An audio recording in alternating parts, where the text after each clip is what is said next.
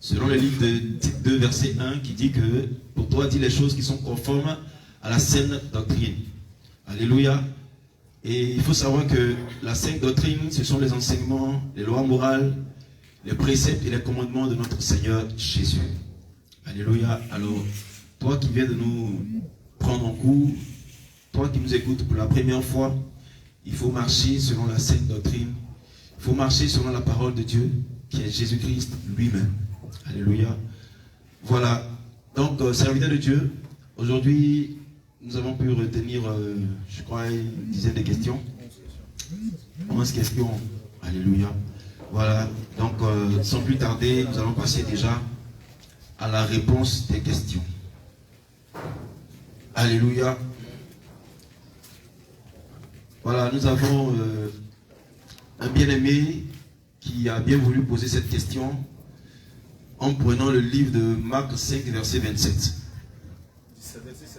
Marc 5, verset 7. Alléluia. Quelqu'un peut lire? Marc 5, verset 7. Marc 5, verset 7. Et s'écria d'une voix forte, Alléluia. qu'y a-t-il entre moi et toi, Jésus, fils du Dieu très haut? Je t'en conjure au nom de Dieu, ne me tourmente pas. Alléluia. Voilà la parole qui a été dite. Amen. Qui est citée. La question est de savoir pourquoi les démons n'arrivent pas à dire Alléluia, Jésus lors des délivrances, mais il dit bien Jésus. Alléluia. Je reprends la question. Pourquoi est-ce que les démons n'arrivent pas à dire Jésus lors des délivrances, mais dans ce passage de Marc 5, verset 27, ils disent Jésus. Alléluia. Voilà. L'homme de Dieu va se charger de répondre à la question. Gloire à Jésus. Amen. Gloire à Jésus. Amen. Bien-aimé, c'est une question pleine de sens. C'est une question qui mérite vraiment toute notre attention. Je vais relire le verset pour mieux nous éclairer. Alléluia. Marc 5, verset 7. Et s'écria d'une voix forte, qu'y a-t-il entre moi et toi, Jésus, fils du Dieu très haut? Je t'en conjure au nom de Dieu, ne me tourmente pas. Bien-aimés, si nous regardons bien dans ce passage, il est question d'un démon. À la rencontre de Jésus-Christ, le démoniaque s'écria et dit au Seigneur, qu'y a-t-il entre toi et moi? En ce moment-là, le Seigneur était encore dans la chair. En ce moment-là, le Seigneur était encore parmi nous. En ce moment-là, le Seigneur n'avait pas encore revêtu toute sa splendeur et sa gloire. Quand nous regardons dans le livre d'Hébreux 2 au verset 7, bien aimé, il y a quelqu'un pour nous lire Hébreux 2, chapitre 2, verset 7. Tu l'as abaissé pour un peu de temps au-dessous des anges. Tu l'as couronné de gloire et d'honneur. On reprend la Alléluia.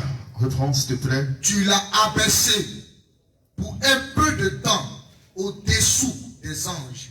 Tu l'as couronné de gloire et d'honneur. Bien aimé, dans ce passage, on voit que quand le Seigneur était dans la chair, donc quand il avait encore ce corps physique, il était encore dans la chair, il était inférieur aux anges. La parole de Dieu nous dit clairement dans le livre d'Hébreux 2 au verset 7 qu'il était abaissé inférieurement aux anges. Alors que quand on regarde dans le livre de Jean 17 au verset 1 à 2, tu vas nous lire la parole, Jean 17 verset 1 à 2. Jean chapitre 17 verset 1 à 2. Après avoir ainsi parlé, Jésus leva les yeux au ciel et dit, Père, l'heure est venue, glorifie ton Fils, afin que ton Fils te glorifie, selon que tu lui as donné pouvoir sur toute chair, afin qu'il accorde la vie éternelle à tous ceux que tu lui as donnés. Alléluia.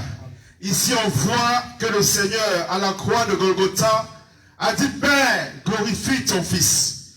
Père, faut me glorifier. Parce qu'il fallait que le Seigneur ait à se sacrifier. Il fallait que le Seigneur vienne comme un agneau, aller à la croix de Golgotha. Comme nous dit le livre de Colossiens 2, versets 14 à 15, qui dit que le Seigneur à la croix de Golgotha a vaincu les démons. Il a vaincu les principautés. Il est sorti du séjour des morts avec la clé du royaume. Et quand il est sorti de là, le Seigneur a revêtu ce nom glorieux, a été revêtu de sa puissance. Ce qui fait en sorte, comme il a vaincu le diable à la croix de Golgotha, le nom de Jésus-Christ était maintenant soumis. Le nom de Jésus-Christ selon Philippiens 2, au verset 9 à 10. Dis-nous la parole de Dieu. Philippiens 2. chapitre 2, verset 9 à 10. C'est pourquoi aussi Dieu l'a souverainement élevé et lui a donné le nom au-dessus de tout nom. Alléluia. Afin qu'au nom de Jésus, tout genou fléchisse dans les cieux, Alléluia. sur la terre et sous la terre. Bien aimé, voilà ce que la parole de Dieu nous dit dans Philippiens 2 au verset 9 à 10. Quand le Seigneur est ressorti du tombeau, quand il est ressorti du séjour des morts, avec la clé du séjour des morts, le Seigneur lui a donné le nom auquel tout genou fléchit, sur la terre, sous la terre, dans les airs et dans les cieux, tout genou fléchit et confesse que Jésus-Christ est Dieu. Donc en ce moment-là, le nom de Jésus-Christ a été glorifié. Son nom, la révélation cachée. Là maintenant, vu que le Seigneur n'est plus en chair, maintenant il est révélé en tant que Dieu. Il est révélé en tant qu'être suprême. Les démons ne peuvent plus prononcer ce nom parce que ce nom est au-dessus de tout autre nom. Alléluia. Bien aimé, ce que nous devons aussi comprendre, c'est qu'il y a des démons, il y a des classes de démons qui ont le pouvoir de prononcer le nom de Jésus-Christ. Quand nous voyons, il y a des esprits humains, il y a des esprits, des démons de chair, il y a des esprits impurs qui peuvent prononcer le nom de Jésus-Christ parce qu'ils sont mi-esprits, mi-humains. Quand nous voyons lors des délivrances, nous voyons qu'il y a des esprits de sorcellerie, des esprits humains de sorcellerie qui peuvent même prier, qui peuvent prendre des moments de jeûne, qui peuvent même prononcer le nom de Jésus-Christ de Nazareth. Mais ils sont esprits parce qu'il y a une partie en eux qui est esprit et il y a une partie en eux qui est démon. Et quand nous voyons que le Seigneur s'est approché de ce démoniaque, quand nous allons plus loin, il dit, le Seigneur demande, qui es-tu? Le Seigneur demande au démoniaque, qui es-tu? Il dit, je suis légion. Bien aimé, quand on dit légion, ça veut dire une armée de démons. Et forcément, dans cette armée de démons, il doit avoir des esprits humains. Il doit avoir certainement des démons de chair. Ce qui confère la possibilité à ce démoniaque de prononcer le nom de Jésus-Christ de Nazareth. Bien aimé, quand nous allons voir plus loin, dans le livre des 7 fils de Séphan, dans le livre de Actes 19, au verset 14 à 15. Est-ce que l'homme de Dieu peut nous lire la parole? Actes 19, verset 14 à 15. Ceux qui faisaient, cela était 7 fils de Séva. Juifs. L'un des principaux sacrificateurs. L'esprit malin leur répondit. Je connais Jésus. Je sais qui est Paul. Mais vous, qui êtes-vous? Et l'homme dans lequel était l'esprit malin s'élança sur eux. Se rendit maître de tous deux. Et les maltraita de telle sorte qu'ils s'enfuient de cette maison mieux blessés. Alléluia. Amen. Bien aimé, nous comprenons ici que les démons ont la capacité de savoir qui est devant eux. Ils ont la capacité de savoir, d'avoir ton identité spirituelle. Nous voyons ici que celui-là, il était animé d'un esprit humain. Nous voyons que l'esprit humain a dit, oui, je connais qui est Jésus. Je sais qui est Paul. Mais vous là, qui êtes-vous? Donc bien aimé, c'est aussi pour vous interpeller. Vous qui allez à la délivrance, vous qui priez pour des gens, laissez-moi vous dire que le diable connaît qui vous êtes. Il sait si vous pesez. Il sait si vous marchez dans la voie, dans la sainte doctrine. Il sait si vous êtes intègre. Il sait si vous êtes consacré. Donc bien aimé, il faut veiller sur ta vie spirituelle. Pour ne pas qu'un jour, les démons aient à te dire, qui es-tu? Alléluia. Amen. Alléluia. Amen. Soyez bénis. Alléluia. Acclame le Seigneur Jésus. Acclamons le Seigneur Jésus. Alléluia. Comme le serviteur de Dieu vient de le dire, on constate que lors des délivrances, c'est-à-dire que si on n'a pas une vie de consécration, il est clair que le diable dise que les démons disent que toi je te connais pas. Mais homme de Dieu, vous le savez, on a déjà vu ça plusieurs fois. Alléluia. Si tu n'as pas de vie de consécration, et tu t'amènes à la délivrance, bien aimé, certainement le diable va t'honnir. Certainement le diable va dire, mais toi qui es-tu? Hier on était ensemble, avant-hier on était ensemble, et aujourd'hui tu veux venir me chasser d'un corps. Qui es-tu? Je connais qui est Jésus. Je connais qui est l'apôtre Jean-Jacques. Je connais qui est le docteur Abraham. Je connais qui est l'apôtre Élisée. Mais toi qui es-tu? Donc bien aimé, veillons sur notre vie.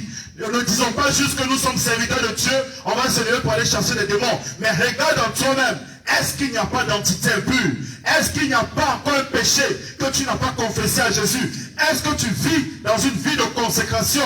Sinon, un matin, le diable va t'honnir. Alléluia. Amen. Amen. Merci, serviteur de Dieu. Sauvé. Alléluia. Que le Seigneur te bénisse. Amen. Amen. Amen. Alors, Amen. sans plus tarder, nous allons passer à la seconde question. La seconde question est la suivante. Pourquoi Jésus recommandait aux démons de ne pas révéler son identité? Alléluia. Amen. Bon, là, on va répondre rapidement. Je crois que la question est liée à la première. Alléluia. Alléluia. Voilà. On va lire le livre de Marc 1, verset 24 à 25. Marc chapitre 1, verset 24 À 25. à 25. Qu'y a-t-il entre nous et toi, Jésus de Nazareth? Tu es venu pour nous perdre. Je sais qui tu es, le Saint de Dieu. Jésus menaça, disant, tais-toi et sors de cet homme. Et l'esprit impur sortit de cet homme, en l'agitant avec violence et poussant un grand cri. Alléluia. Amen. Là, on comprend par là que le Seigneur Jésus-Christ qui ordonne aux démons de se taire. Alléluia. Et la question est la suivante. Pourquoi Jésus recommandait aux démons de ne pas révéler son identité? Je crois que l'homme de Dieu l'a déjà dit. Voilà, c'est simplement parce que le temps du Seigneur n'était pas encore arrivé. Son temps n'était pas encore arrivé afin d'être révélé. Alléluia. Amen. Mais il avait donné, il avait fait cette grâce-là aux enfants de le reconnaître. Alléluia. De savoir qui il était. Comme tout à l'heure, on a lu dans le livre de Jean 17, versets 1 à 2. Voilà, le Seigneur a dit, je ne sais pas si on peut le relire encore. Jean 17, 1 à 2. Jean chapitre 17, verset 1 au verset 2. Après avoir ainsi parlé, Alléluia. Jésus leva les yeux au ciel et dit, Père, l'heure est venue. Alléluia. Glorifie ton Fils, Amen. afin que ton Fils te glorifie. Alléluia. Amen. Donc on comprend par là qu'il y a eu un moment où le Seigneur devait cacher son identité et un moment où il devait révéler son identité. Alléluia. Amen. Alors donc si le Seigneur l'a dit, voilà, il a fait ici, il a menacé le démon, c'est afin que les choses soient cachées. Alléluia. Amen. Et que ce qui doit être caché soit caché pour ceux qui vivent dans le péché. Mais les choses soient révélées pour ceux qui croient en lui. Alléluia. Amen. Voilà, je pense qu'on a répondu à cette question. Amen. On va poursuivre pour la troisième question. Alléluia. On va poursuivre pour la troisième question. Il y a une intervention? Non, il n'y a pas. Alléluia. On va poursuivre pour la troisième question. La troisième question est la suivante. Ma question, c'est danse prophétique. Ça existe dans la Bible. Danse prophétique. Une personne est saisie par un esprit et fait comme la danse classique. Je ne sais pas si vous voyez. Très souvent, on a l'habitude de voir un peu des personnes qui commencent à manifester. Souvent, on voit dans les églises d'avoir l'âge. Quand ils sont en adoration, ils font des danses, ils soulèvent la main et tout ça, et tout ça. Voilà. Donc, la question de la bien-aimée est de savoir, danse prophétique, ça existe dans la Bible. Alléluia. Est-ce que la danse prophétique, comme on appelle dans les églises d'avoir l'âge, est-ce que ça existe dans la Bible? Homme de Dieu, on peut bien éclairer la question comme c'est moi qui l'ai reçu. Alléluia. La personne veut savoir en réalité, parce qu'elle était confrontée à un cas. Dans l'assemblée où elle était, pendant le moment d'adoration, il y a une personne qui est saisie par un esprit. J'ignore si c'est le Saint-Esprit ou c'est qui, mais qui se met à esquisser des pas, comme dans les danses classiques. Souvent vous les voyez en train de faire comme ça, en train de revenir ici. Et cette manière de danser, on appelle ça une danse prophétique. Pourquoi on dit prophétique? Parce que les pas que la personne fait expriment quelque chose. Maintenant, la personne veut savoir, est-ce que dans les Écritures, là, il y a un modèle comme cela? Donc c'est la question. Alléluia. Alléluia. Amen. Gloire à Dieu. Amen. Gloire à Jésus. Amen. Bien-aimé, certainement, je comprends la question du bien-aimé ou bien de la bien-aimée. Car dans la Bible, selon le livre de 2 Samuel 6 au verset 14 à 15, nous voyons que David a dansé devant ses convives. Il est descendu de son trône. Il est descendu, il a quitté son trône de gloire. Et il a commencé à esquisser des pas de danse devant ses convives. Et c'est à cela, certainement, que les bien-aimés et ceux qui sont dans les églises de la voilage font référence. Mais bien-aimés, laissez-moi vous dire que ce que David a fait avait une portée prophétique. Amen. Ce que David a fait, c'était fait, mais pas par rapport à David, mais par rapport à Jésus-Christ. Amen. À Jésus-Christ qui devait venir. David a quitté son trône de gloire et il est descendu pour danser devant ses convives.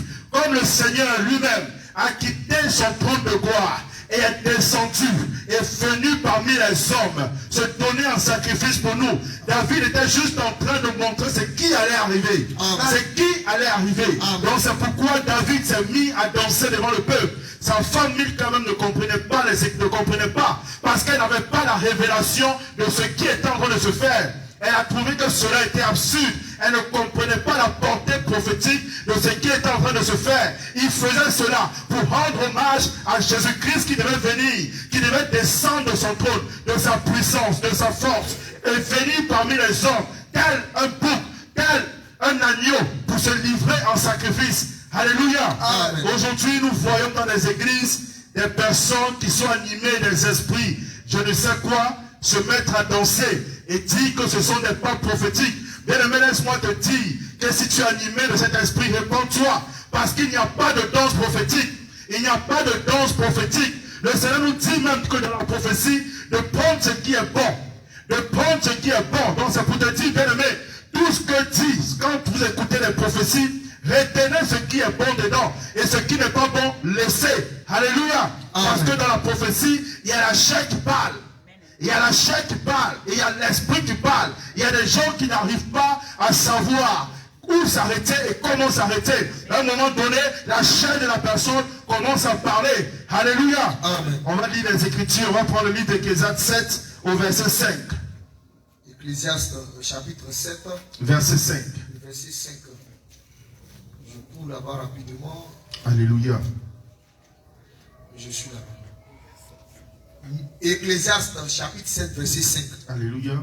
Mieux vaut vaut entendre la réprimande du sage que d'entendre le chant des insensés. Bien aimé, quand on parle de chansons classiques, de musique classique, mondaine, bien aimé, ce sont des chants des insensés. La parole de Dieu nous dit dans le livre d'Ecclésiaste 7 au verset 5 que c'est mieux vaut pour toi d'entendre la parole des sages que d'écouter ce genre de musique, que de danser au son de ce genre de musique, bien aimé. C'est pour te dire à quel point ces musiques sont démoniaques. Alléluia. Amen. Nous allons lire le livre de Colossiens 3 au verset 16. Colossiens chapitre 3. Au verset 16. Colossiens sort ici. Colossiens 3, 16. Je suis là-bas. Ok. Que la parole de Christ habite parmi vous abondamment. Instruisez-vous et exhortez-vous les uns les autres en toute sagesse. Alléluia. Par des psaumes, Amen. par des hymnes, Alléluia. par des cantiques spirituels. Spirituel, alléluia. Amen. Je veux souligner ce passage. La parole nous dit clairement que la parole de Christ habite parmi vous abondamment. Instruisez-vous et exhortez-vous les uns les autres en toute sagesse, par des psaumes, par des hymnes, par des cantiques spirituels.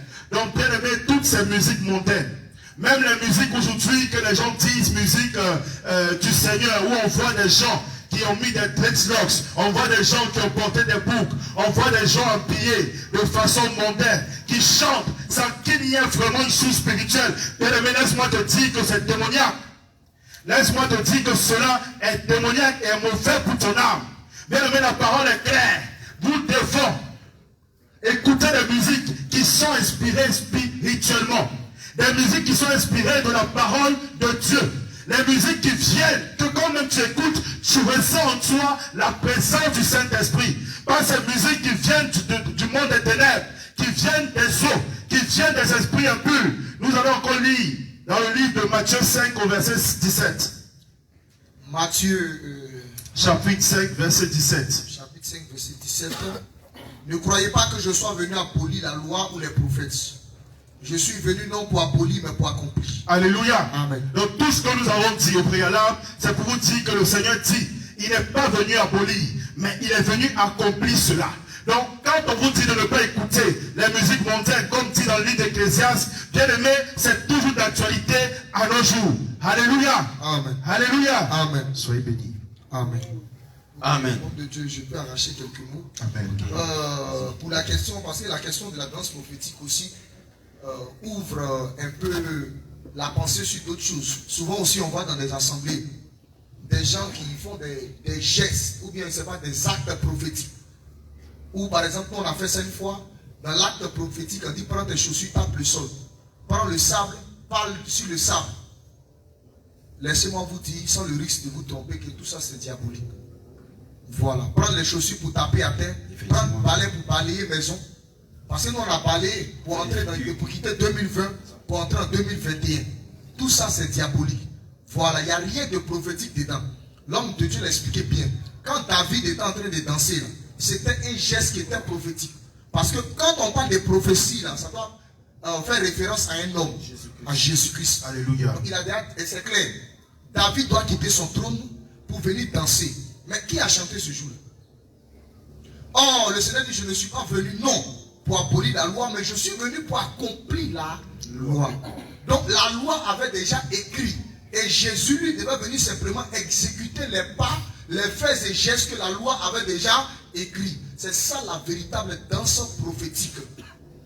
Sinon, toutes ces danses qu'on va faire, bon, il faut danser comment? Si tu danses comme ça, tu rentres dans ton mariage. Si tu danses ici, tu rentres dans ta grâce. Si tu danses comme ça, tu rentres dans ta bénédiction. Frère, il ne faut pas vivre bien, il faut danser comme ça. C'est à danser en enfer.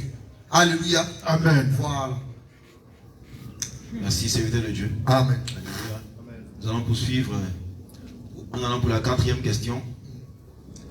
Le bien-aimé a envoyé cette question qui dit: bonsoir frère, comment allez-vous? S'il vous plaît, j'aimerais comprendre ce passage du chapitre de Jean 19, verset 25 à 27. Donc tout de suite, on va chercher Jean 19, 25 à 27. 25 à 27. Juste avant de prendre la question. Jean chapitre 19, 25 à 27. Alléluia. Près de la croix de Jésus se tenaient sa mère et la sœur de sa mère, Marie, femme de Clopas, et Marie de Magdala. Jésus, voyant sa mère et auprès d'elle le disciple qu'il aimait, dit à sa mère: femme, voilà ton fils. Ensuite, puis il dit au disciple: voilà ta mère. Et dès ce moment, le disciple du moins l'a pris chez lui. Alléluia. Amen. Je crois que cette question, on l'entend beaucoup chez les chrétiens. Hein. Voilà. Et aujourd'hui, le Seigneur nous fait la grâce vraiment d'être éclairé là-dessus. Alors, la question est de savoir pourquoi sur la croix, Jésus disait à Marie: femme, voilà ton fils, et aux disciples qui l'aimaient, voilà ta mère. Alléluia. Amen. Donc, serviteur de Dieu. Okay. Donc, bien aimé, j'espère que vous avez pris des documents pour noter. Je reprends la lecture de ce verset-là encore. Près de la croix de Jésus se tenaient sa mère et la sœur de sa mère, Marie, femme de Clopas, et Marie de Magdala. Jésus, voyant sa mère et auprès d'elle le disciple qu'il aimait, dit à sa mère: femme, voilà ton fils. Puis il dit au disciple: voilà ta mère. Et dès ce moment, le disciple l'a pris chez lui. Bien aimé, cette question qui est revenue là suscite vraiment beaucoup d'incompréhension parmi le corps du Christ. Et au travers de ce verset-là, diverses doctrines ont commencé à s'engendrer. Il y a des doctrines qui disent que quand il a dit femme, voilà ton fils, son fils, voilà ta mère, c'est que le Seigneur Jésus est en train de confier l'église à Jean. Et Jean devait prendre soin de l'église. D'autres disent que le Seigneur a confié l'église à Pierre. Tout ça. Bien aimé, avant d'interpréter une écriture, il y a des définitions. Quand il dit femme, voilà ton fils. Et il dit fils, voici ta mère. On va commencer par le deuxième parler. Fils, voici ta mère. Or, les deux se trouvaient où? Les deux se trouvaient, supposons que je prenne avec ce stylo-là. Les deux se trouvaient, voici Jean, voici Marie, voici la croix. Donc, eux tous là avaient le regard fixé premièrement sur la croix. Maintenant, Jésus étant sur la croix, maintenant va dire, fils, voici ta mère. Donc, quand il va lui dire, fils, voici ta mère, le fils va tourner maintenant le regard pour regarder à la mère. Mais qu'est-ce qu'il va chercher chez la mère là? Alléluia. On va interpréter la mère. Proverbe chapitre 1, verset 8. Verset 8. Proverbe 1, chapitre 8. Proverbe chapitre 1, verset 8. Proverbe chapitre 1, verset 8. Je lis la parole du Seigneur. Écoute mon fils. Écoute mon fils. L'instruction de ton père. Écoute l'instruction de ton père. Et ne rejette pas l'enseignement de ta mère. Qui détient l'enseignement? D'après ce passage, qui détient l'enseignement? C'est la mère. Il faut reprendre encore, ils vont bien comprendre. Écoute mon fils. Écoute mon fils. L'instruction de ta mère, de ton père. De ton père. Et ne rejette pas l'enseignement de ta mère. Donc quand il était en train de dire à Jean, fils, voici ta mère, en réalité il disait à Jean, moi je m'en vais. Mais elle le regarde tourner sur l'enseignement. Elle le regarde tourner sur la parole. Parce que c'est en ayant le regard tourné sur la parole que tu auras la vie éternelle. Alléluia. Amen. Alléluia. Amen. Il dit, je m'en vais au Père, mais je ne vous laisserai pas orphelin. Je vous emmènerai un consolateur qui vous enseignera toutes choses. Donc cette fois-ci-là, il ne faut plus maintenant moi me regarder en tant que chair, mais regarde maintenant la mère qui est en réalité l'enseignement. Amen. Alléluia. Amen. Alléluia. Amen. Donc le fils qui va regarder la mère là, on va expliquer quelque chose. 1 Thessaloniciens chapitre 2 verset 7. 1 Thessaloniciens chapitre 2 verset 7. Une deuxième personne prend Galates chapitre 4 verset 19. Chapitre 2 verset 7. On a quoi avec le micro? 1 Thessaloniciens chapitre 2 verset 7. Je lis la parole du Seigneur. Amen. Mais nous avons été pleins de douceur au milieu de vous. C'est l'apôtre Paul qui parle. Regardez son parler. Il dit, nous avons été pleins de douceur Au milieu de vous, oui. de même qu'une nourrice prend un temps soin de ses enfants. C'est une comparaison de même là, cette comparaison. Nous avons été pleins de douceur au milieu de vous. De même qu'une nourrice prend un tendre soin de son enfant. Donc, qui était la nourrice par rapport à cette écriture que l'apôtre Paul disait?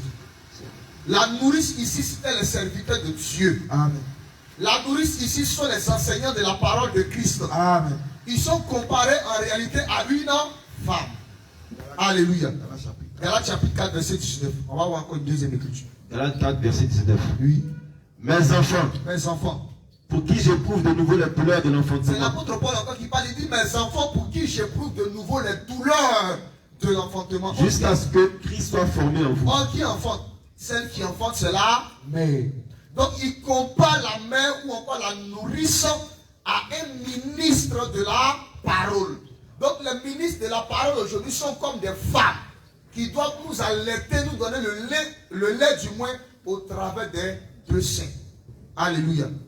Or, le lait, nous comprenons que le lait, c'est la parole du Seigneur Jésus-Christ. Bien aimé, on va prendre Genèse chapitre 49, verset 12. Genèse chapitre 49, verset 12. Genèse chapitre 49, verset 12. J'ai la parole du Seigneur. Oui. Il a les yeux rouges de vin et les dents blanches de lait. Il a les yeux rouges de vin et les dents blanches De lait. Donc nous comprenons par cette écriture que le lait, l'une de ses particularités, c'est de blanchir la dent. Amen. Maintenant, on va comprendre qu'est-ce que veut dire la dent. On s'en va, on prend le livre de... oui, Cantique des Cantiques.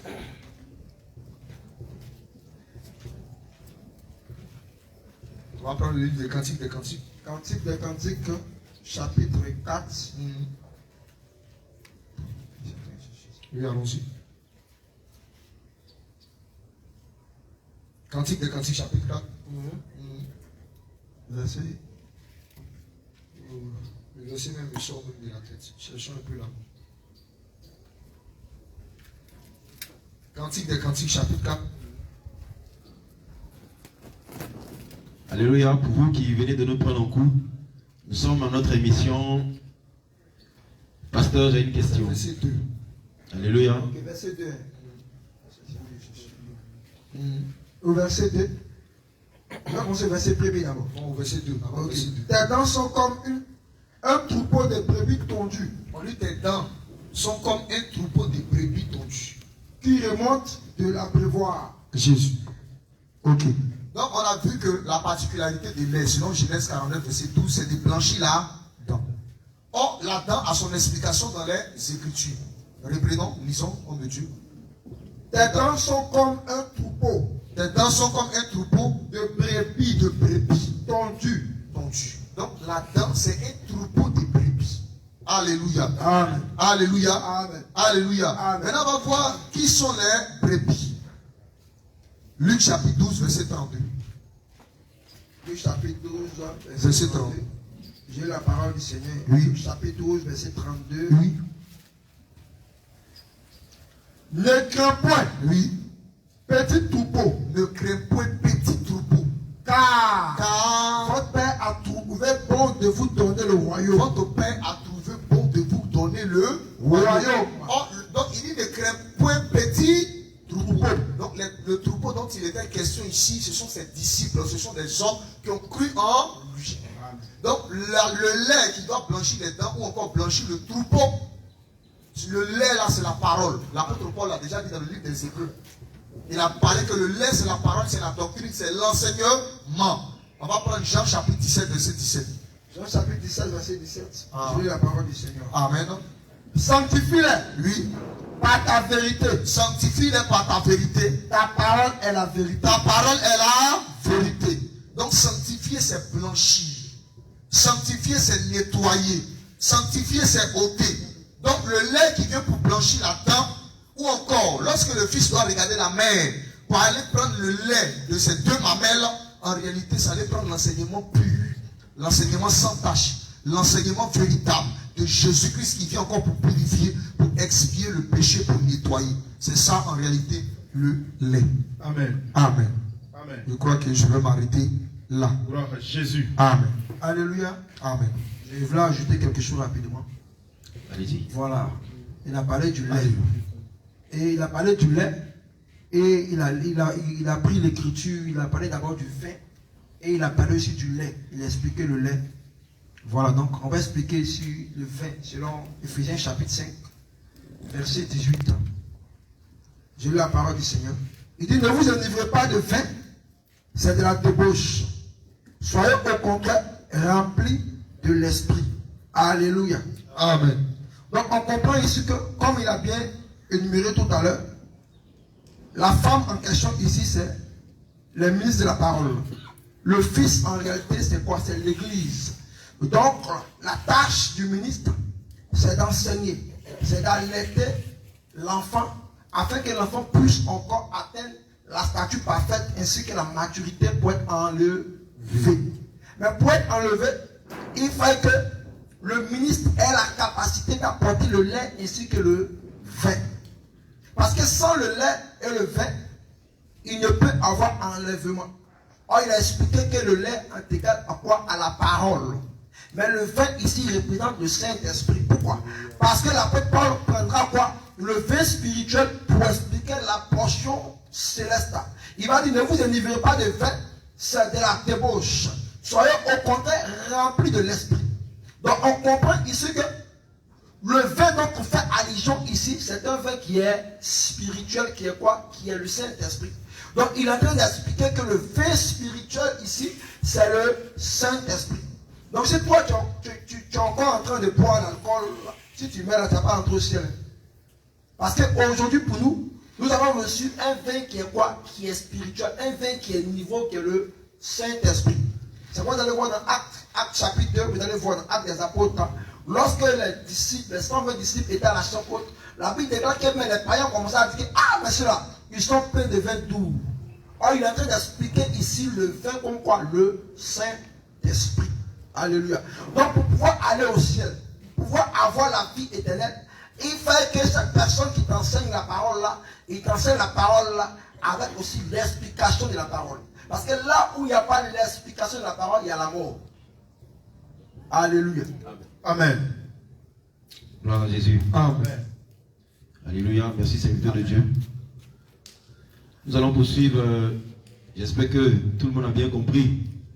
Nous allons poursuivre pour la 5e question, qui est la suivante. Pouvez-vous juste faire un récapitulatif pour la soumission de la femme? Certains hommes prennent cela pour argent comptant, pensent que soumission égale à domination. Bon, je pense que ce sont les femmes qui pensent la plupart du temps. Quand on parle de soumission, les femmes disent, ah oui, ouais, mais vraiment, pourquoi est-ce que je vais être dominé, je vais être écrasé et tout ça, et machin, vraiment, j'accepte pas. On veut être soumise, mais non, ça ne veut pas dire que non, il faut nous écraser. Bon, on va essayer de comprendre parce que c'est une question vraiment qui est pertinente et qui trouble aussi beaucoup de femmes. Voilà, lorsqu'on parle de soumission, bon, elles se disent que c'est pour les écraser, voilà, c'est pour les dominer et tout ça. Bon, homme de Dieu, on va répondre à cette question. Gloire à Jésus. Amen. La gloire revient à Jésus. Amen. Nous allons commencer à expliquer ça. Avant toute chose, nous allons aller d'abord au commencement. Nous allons aller dans Genèse. Genèse chapitre 2, verset 15. Un autre homme de Dieu prendra Genèse 2, verset 15. Un homme de Dieu prendra Genèse chapitre 3, verset 16. Verset 16 et pour clore 1 Corinthiens 11, verset 3. Genèse 2, 15. Oui, Genèse 2, 16. Genèse 2, 15. 2, 15. Genèse 3, 16. Alléluia, j'ai lu la parole de Dieu. L'Éternel Dieu prit l'homme et le plaça dans le jardin d'Éden pour le cultiver et pour le garder. Donc ici, dans cette écriture, on nous explique que Dieu a pris l'homme qui était Adam et Dieu le déposé dans le jardin. Donc la tâche ou le rôle d'Adam était de garder et de cultiver le jardin. Mais la Bible précise encore plus loin, quand nous allons au verset 17, 18, 19, 20, la Bible précise que c'est à Adam que Dieu a donné la capacité de faire quoi? De nommer tous les animaux qui étaient dans le jardin. Donc ici, quand on parle de homme, en réalité, l'homme veut dire autorité. Selon Dieu, l'homme veut dire quoi? Autorité. Alléluia. Amen. Amen. Genèse 3. Genèse 3, verset 16. Il dit à la femme, j'augmenterai la souffrance de tes grossesses. J'augmenterai la souffrance de tes grossesses. Tu enfanteras avec douleur. Tu enfanteras avec douleur. Et tes désirs se porteront vers ton mari. Et tes désirs se porteront mais vers ton mari. Il dominera sur toi. Il dominera sur toi. Ici, on va laisser l'aspect de la révélation. On va expliquer dans l'aspect doctrinal. Ici, il dit quoi? Il parle de la domination. Quand Dieu parle de la domination, le langage de Dieu, la domination est égal à quoi? À l'autorité. Ça ne veut pas dire qu'en tant qu'homme, tu dois marcher sur ta femme. Tu dois piétiner ta femme. Non, non, non. Tu dois l'écraser. Tu dois l'écraser. Ça veut dire qu'elle n'a pas de mots à dire. Elle doit se taire parce qu'elle est une femme. Elle doit se taire. Comme on le dit dans 1 Corinthiens chapitre 14, 33 à 34, que les femmes soient soumises, qu'elles se taisent dans les assemblées. Ça, c'est vrai. Mais ici, on parle ici du mariage selon Dieu. Dans l'intimité conjugale. C'est de ça qu'on parle. Vous allez comprendre que quand Adam était seul, dans Genèse 2 chapitre 2 verset 18, la Bible dit qu'il n'est pas bon pour l'homme qui soit seul, mais je lui enverrai quoi? Il est semblable à lui. Donc, la femme ici est une aide, est un appui, est une colonne qui permet à l'homme d'être équilibré. C'est pourquoi l'homme en tant qu'autorité, la femme en tant que quoi? Dans la marche de la soumission ou de quoi? De l'amour. Donc on comprend que l'homme et la femme doivent faire quoi? Doivent manifester la complémentarité. Donc l'homme ne peut pas dire que sans la femme il n'est rien, la femme aussi ne peut pas dire que sans l'homme elle n'est rien. Non. Mais chacun doit connaître son rôle, chacun doit connaître sa position, chacun doit connaître sa posture dans le mariage. 1 Corinthiens chapitre 11 verset 3. 1 Corinthiens chapitre 11, verset 3. Je veux cependant que vous sachiez que Il dit, je veux que cependant vous sachiez que Christ est le chef de tout homme, Christ est le chef de tout homme, que l'homme est le chef de la femme, que l'homme est le chef de la et femme, que Dieu est le chef de Christ. et que Dieu est le chef de Christ. On voit ici la chronologie de façon croissante à décroissante. Ça veut dire que Dieu a réparti, a classifié les choses de manière juste. Homme de Dieu. Et le verset étant bien cité, on comprend que malgré que les femmes voient, elles voient que l'homme est au-dessus, mais elles refusent d'accepter en fait la soumission. Bon, justement, naturellement, c'est des femmes qui ne sont pas enseignées.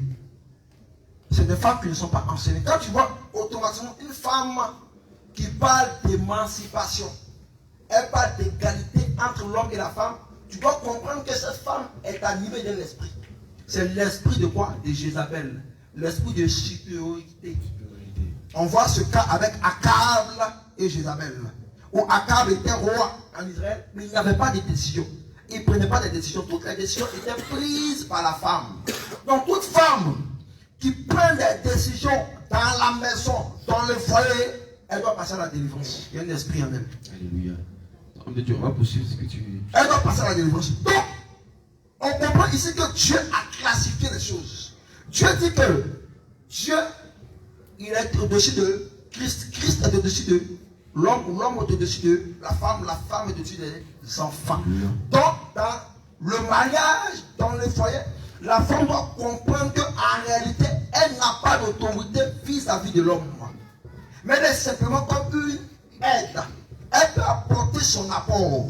Mais la décision finale revient à l'homme.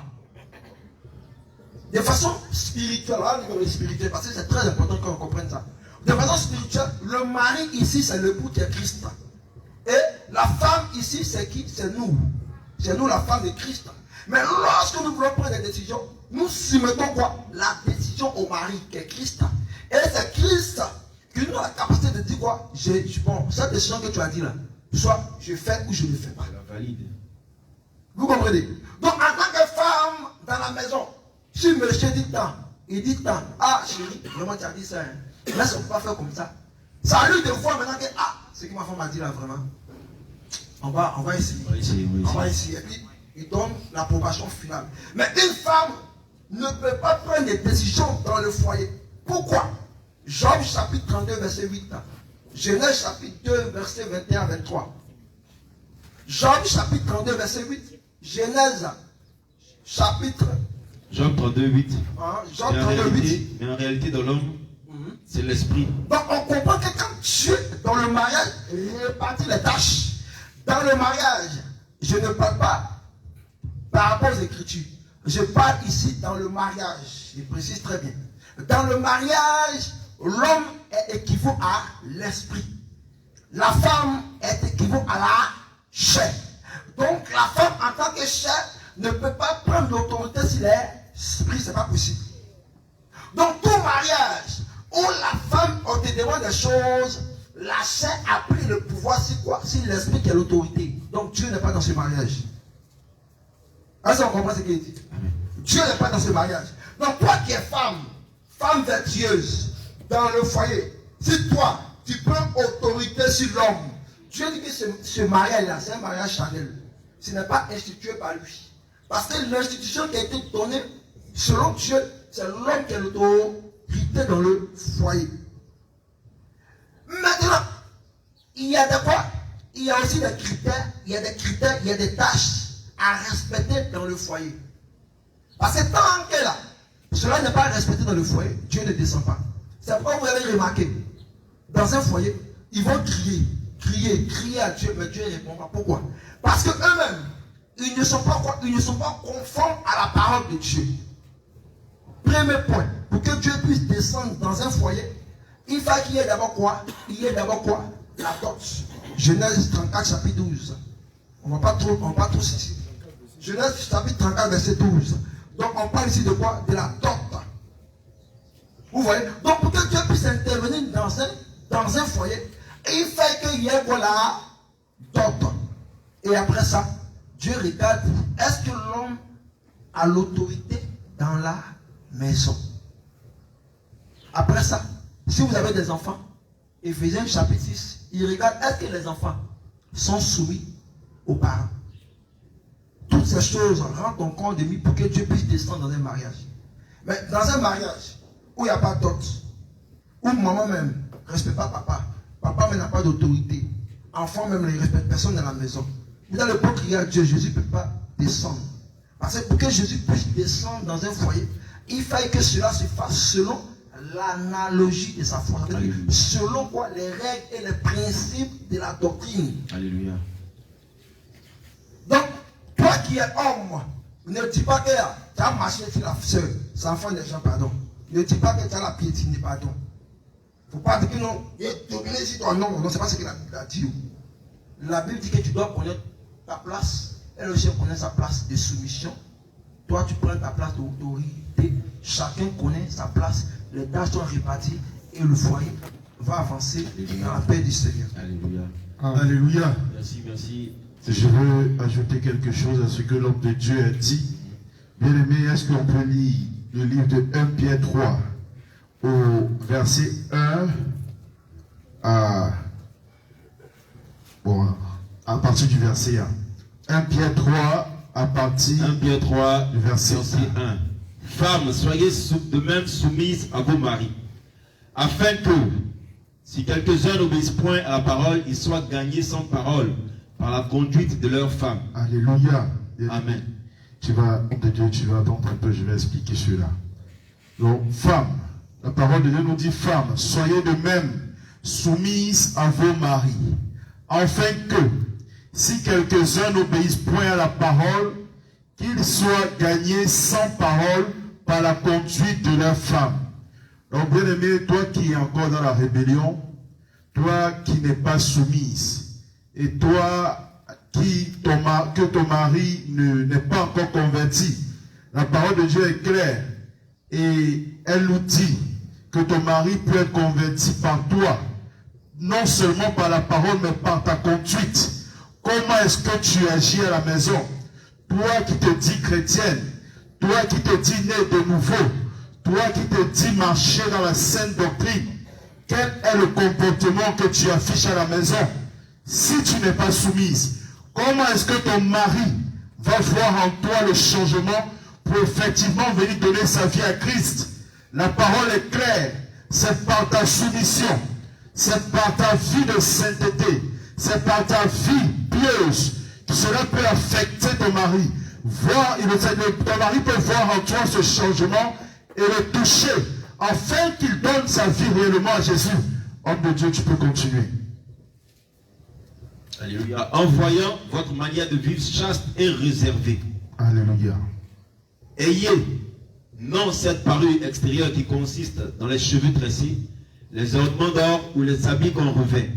Mais la parure intérieure est cachée dans le cœur, la pureté incorruptible d'un esprit doux et paisible, qui est d'un grand prix devant Dieu. Amen.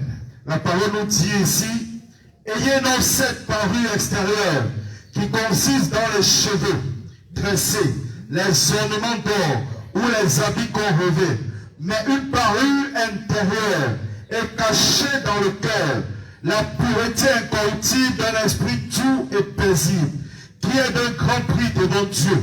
Bien aimé, la parole nous dit clairement, il ne faut pas juste te contenter de t'habiller, ou bien d'être débrouillé, ou bien de mettre sur toi des parures de Jézabel, mais il faut aussi regarder à ton intérieur, regarder réellement la pureté de ton âme, regardez réellement si la colère n'est plus en toi. Regardez réellement si la haine de ton prochain n'est plus en toi. Bien aimé, si tu n'aimes pas réellement ton mari, si dans ton cœur tu n'es pas en paix, dans ton foyer, tu ne donnes pas cette soumission que le Seigneur te demande à ton mari, même si tu fais des efforts, même si tu fais ce qu'il faut faire, je te le dis, cela n'est pas agréable au Seigneur Jésus, selon ce qu'il nous dit dans sa parole. L'homme de Dieu, tu peux continuer. Alléluia. Amen. Ainsi se paraient autrefois les saintes femmes qui espéraient en Dieu, soumises à leur mari. Comme Sarah qui obéissait à Abraham et l'appelait son Seigneur. C'est d'elle que vous êtes devenues la fille en faisant ce qui est bien, sans vous laisser troubler par aucune crainte. Marie, Montrez à votre tour de la sagesse dans vos rapports avec vos femmes, comme avec un sexe plus faible. Honorez-les comme devant aussi héritiers avec vous de la grâce de la vie. Qu'il en soit ainsi, afin que rien ne vienne faire obstacle à vos prières. Alléluia. Amen. La parole nous dit dans le verset 7, Marie, montrez à votre tour de la sagesse dans vos rapports avec vos femmes, comme avec un sexe plus faible. Honorez-les comme devant aussi héritiers avec vous de la grâce de la vie. Qu'il en soit ainsi, afin que rien ne vienne faire obstacle à vos prières. Donc nous, ce qu'on a comme devoir, c'est de respecter la femme. C'est de lui démontrer notre amour, notre compassion. C'est de lui démontrer notre attention. C'est ce que l'homme doit faire à la femme. Donc il ne doit pas montrer à la femme qu'elle est inférieure. Il doit plutôt montrer à la femme qu'elle est vraiment, on va dire quoi, son âme sœur. Démontrer de l'amour à sa femme. C'est le rôle d'un homme. Et la femme doit être soumise. Afin qu'ensemble, vos prières montent vers le Seigneur Jésus-Christ. Alléluia. Amen. Je voudrais juste compléter ce que l'homme de Dieu, l'apôtre Élisée, a dit précédemment. Amen. Merci, serviteur de Dieu. Amen. Alors nous allons poursuivre nos questions. Alléluia. Nous passons maintenant à la 6e question. La question est la suivante. Comment pouvons-nous faire si nous n'avons pas eu le baptême d'eau au nom de Jésus? Pour le moment, hormis mon mari, voilà ce que la dame dit en fait. Hormis mon mari, mes 4 enfants et moi, il n'y a personne du groupe Jésus revient, c'est-à-dire dans la localité là où elle se trouve. Faute de moyens, nous ne pouvons pas faire le déplacement. Avec tristesse et joie, à la fois, nous constatons que les temps sont vraiment finis. Mais avec tristesse, nous constatons que nous ne sommes pas baptisés et ne pouvons point hériter le royaume des cieux. Voilà la question de bien-aimé. Alléluia. Je pense qu'il y a plusieurs personnes qui se retrouvent dans cette situation-là. Vraiment, il y a des personnes qui sont loin, qui nous suivent sur les réseaux sociaux, qui sont vraiment éloignés dans des pays éloignés. Peut-être, je peux dire, au Bangladesh et tout ça, dans les pays, voilà, au Pakistan, bien sûr au Pakistan et tout ça, et qui cherchent vraiment la saine doctrine, mais qui ne savent pas vraiment comment faire. Et lorsqu'ils nous voient souvent dans les écrans, vraiment, ils ont hâte de venir, mais vraiment, c'est difficile. Et voyant que les temps sont vraiment finis, et que, comme eux-mêmes ils le savent, il faut aussi passer par le baptême, voilà, qui est vraiment aussi le moyen par lequel nous devons être sauvés, l'un des moyens par lesquels nous devons être sauvés. Alléluia. Ils voient que c'est vraiment difficile. Alléluia. Mais il y a quelque chose, en fait, qu'il faut comprendre. C'est que, selon, voilà, on a l'habitude ici de lire tous les jours, Matthieu 11, verset 12, qui dit que, c'est bien écrit derrière, depuis le temps de Jean-Baptiste jusqu'à présent, le royaume des cieux est forcé, et ce sont les violents qui s'en emparent. Alléluia. Et dans la position de la dame, elle est avec son mari, elle veut venir avec, en fait, toute sa famille. Alors, bien aimé, si tu nous suis, il faut savoir que le royaume des cieux est forcé. Alléluia. Il est vrai que tu veux venir ici pour faire le baptême, mais pas forcément avec toute la famille. C'est-à-dire que l'homme peut rester là-bas pendant que toi tu viens ici pour recevoir le baptême. Alléluia. Mais l'homme d'abord vient d'abord, voilà. L'homme peut venir, voilà. L'homme premièrement vient d'abord recevoir le baptême, l'enseignement sur la sainte doctrine, et ensuite aller vers vous là-bas, et lui qui aura reçu vraiment, voilà, les béabas de la sainte doctrine, lui aussi pourra aller aussi faire le baptême pour les enfants et aussi que pour vous. Parce que c'est quand même difficile de pouvoir venir ici, mais vous tous, vous ne pouvez pas venir vous lever tous ensemble. Alléluia. Voilà, je pense que voilà, c'est aussi simple que ça. Amen. Alléluia. Amen. Voilà, nous allons poursuivre pour la 7e question. Alléluia. Shalom, shalom, homme de Dieu. Pouvez-vous savoir ce que sont les 7 lampes ardentes de Dieu, qui sont les 7 esprits de Dieu? Pouvez-vous, bon, en fait, pouvons-nous savoir, voilà, pouvons-nous savoir que sont les 7 lampes de Dieu, qui sont les 7 esprits de Dieu? Apocalypse 4, verset 5. C'est la même chose dans Apocalypse 1, 12 à 13. Avec 7 chandeliers et 7 étoiles. Je voudrais comprendre, s'il vous plaît. En fait, c'est une question, en fait, depuis depuis le début de notre séminaire, les hommes de Dieu même avaient déjà dit qu'ils allaient enseigner sur l'Apocalypse, voilà, sur les 7 chandeliers. Et voilà que la question nous est parvenue. Alléluia. Voilà. Pour cette question-là, est-ce qu'on peut me donner de la craie? Alléluia. Bon, on va trouver de la craie. Quelqu'un pour nous trouver de la craie pour qu'on fasse un enseignement au tableau. Voilà. Pour plus d'éclaircissement. Parce que faut comprendre que l'Apocalypse est vraiment rempli de beaucoup de révélations. Voilà. Beaucoup de mystères, beaucoup de choses cachées. Donc, Apocalypse chapitre 4, verset 5. On va prendre Apocalypse 4, verset 5. Alors, pour vous qui nous suivez, sachez que nous sommes à notre émission. J'ai une question. Alléluia. Alors, prenez un stylo, votre épée, et puis prenez des notes. Amen. Chaque samedi, nous nous retrouvons ici pour partager la parole de Dieu. Alléluia. Des différentes questions sur la saine doctrine. Amen. La saine doctrine sans laquelle nul ne verra le Seigneur Jésus. Alléluia. Voilà, nous allons passer maintenant au tableau pour l'approfondissement de l'Apocalypse, du livre de Apocalypse 4, verset 5. Je lis la parole du Seigneur. Amen. Amen. Du trône sortent des éclairs. Du trône sortent des éclairs, Des voix. des voix Et des tonnerres. et des tonnerres. Devant le trône. Devant le trône, Brûlent 7 lampes ardentes. devant le trône, il y a 7 lampes qui brûlent. Ok. Allons-y. Qui sont les 7 esprits de Dieu. Maintenant, les 7 lampes là. On dit 7 lampes égale à 7 esprits de Dieu. Ok. La personne voulait savoir, est-ce que les 7 lampes dont il est question ici, il y a un rapport avec les 7 chandeliers de Apocalypse chapitre 1, je crois bien, j'ai noté les versets de la personne.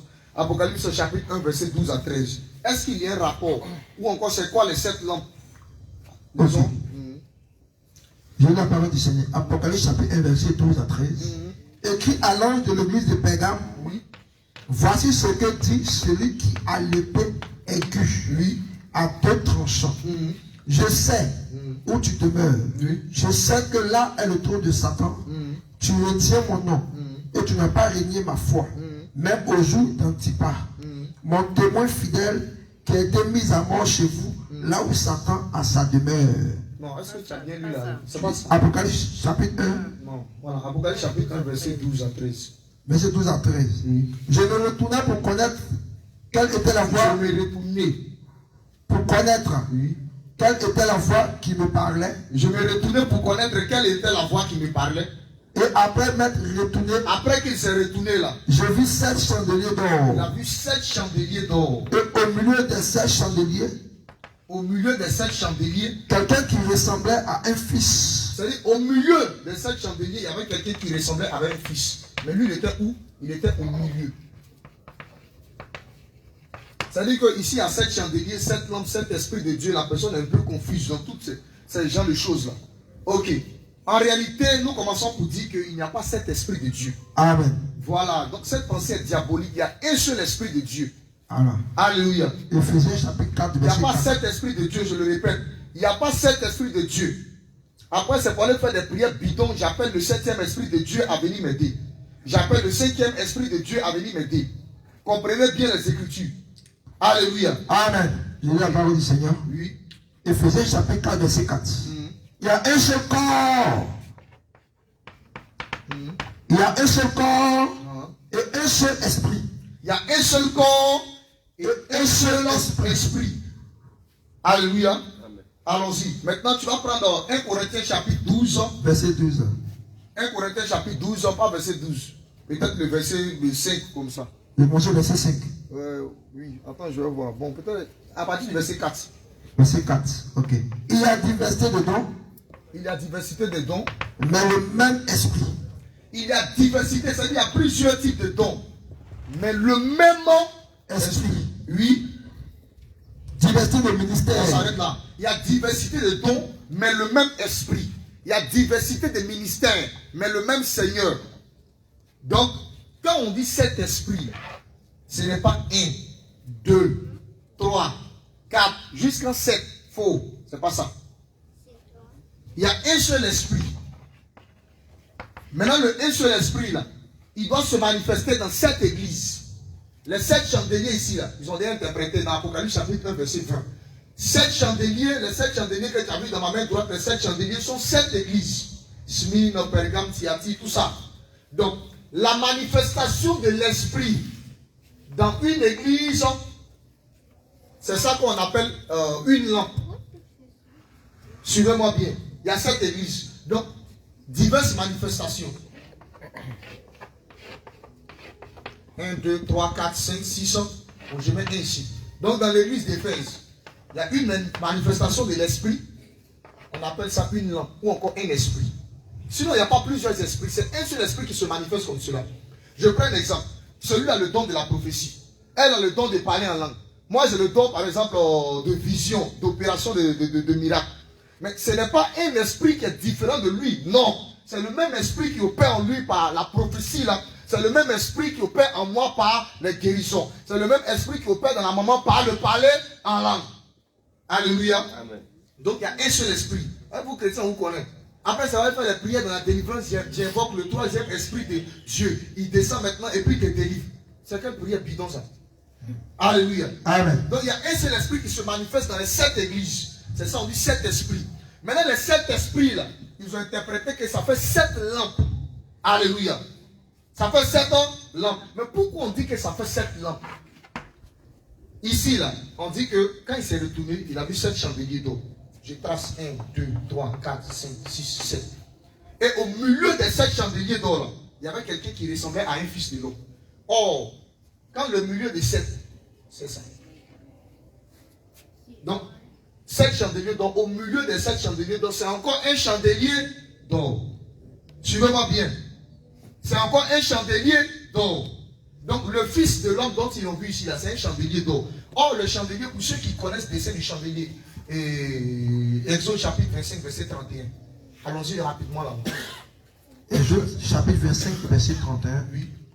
Ok, je vais la parole. Allons-y rapidement. Je cours là-bas, je cours rapidement. Exode 25, 31. Ok, 31.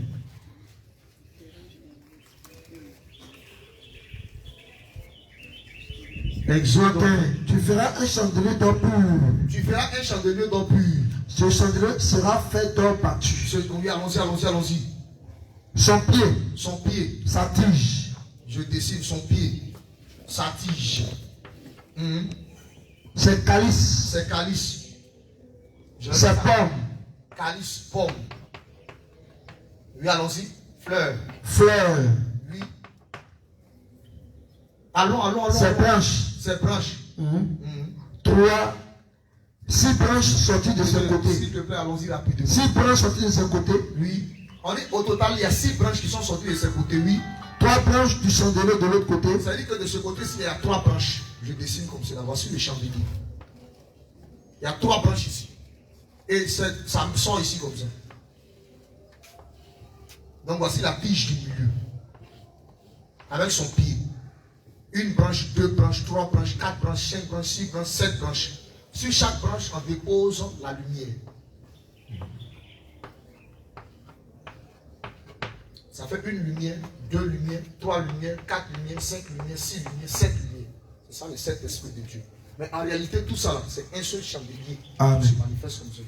Alléluia. Amen. Alléluia. Amen. Alléluia. Amen. Sinon, il n'y a pas 7 esprits de Dieu. Non, c'est un seul esprit de Dieu qui se manifeste dans les 7 églises. C'est pourquoi on dit 7 esprits de Dieu.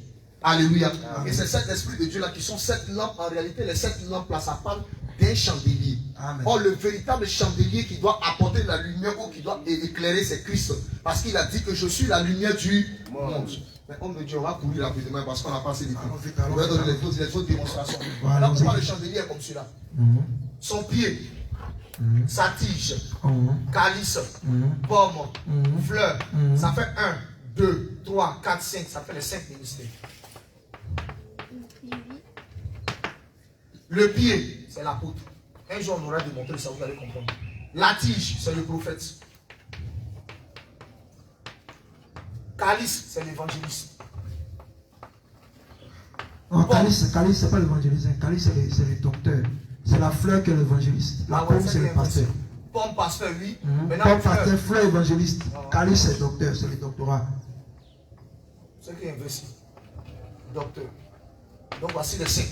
Alléluia. Maintenant, par ça là, vous allez comprendre pourquoi il y a 66 livres dans la Bible. Allons-y. Les 3 calices, 3 pommes. On reprend. Sur chacune des branches. Sur chacune des branches. Oui, il faut lire. 3 calices. Sur chacune des branches, il y a 3 calices. Il y a 3 pommes. Non, il faut lire ce qui est écrit. Sur chacune des branches, oui. Sur chacune des branches, il y aura 3 branches, 3 calices en forme d'amande. Il y a 3 calices en forme d'amande. Avec pomme. Avec pomme. Pomme, ils ont dit quoi à la fin? S. Ça ne veut pas dire qu'ils ont dit avec pomme. Ça ne veut pas dire qu'il y a 3 calices et plus une pomme.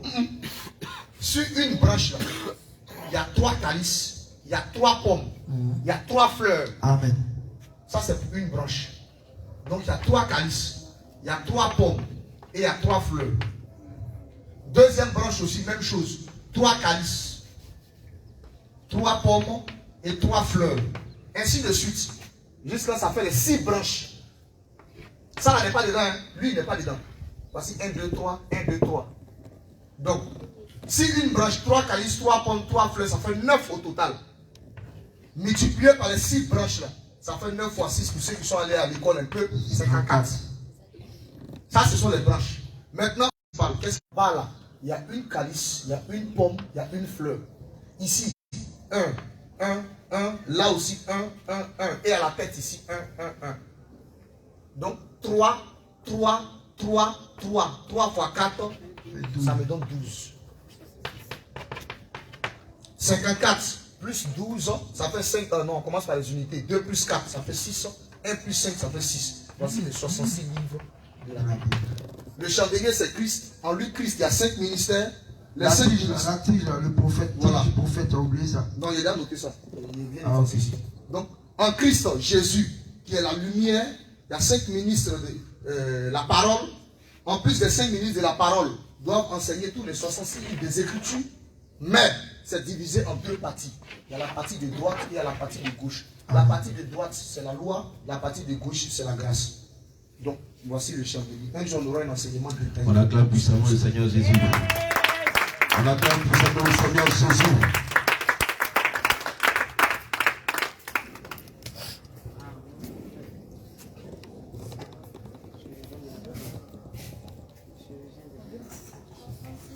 Alléluia.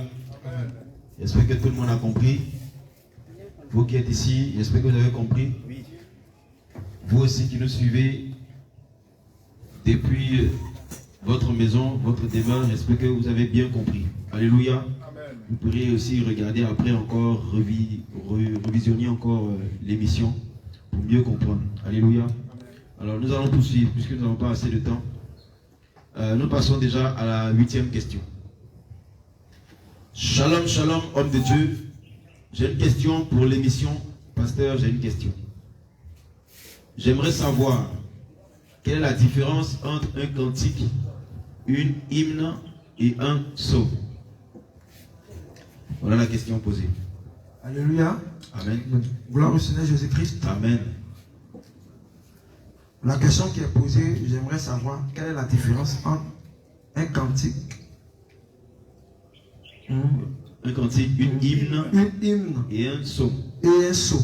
Nous allons aller rapidement. Colossiens chapitre 3, verset 16.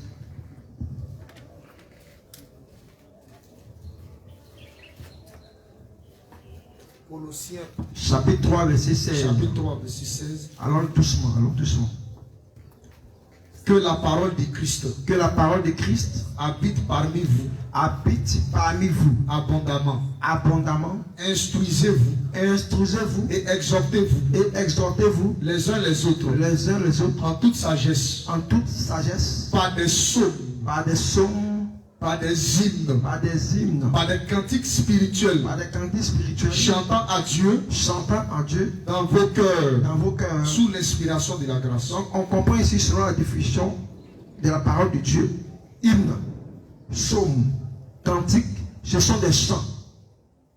Donc on comprend ici que ce sont de quoi? Des synonymes bibliques. Cantique, c'est chant. Hymne, c'est chant. Et psaume, c'est aussi chant.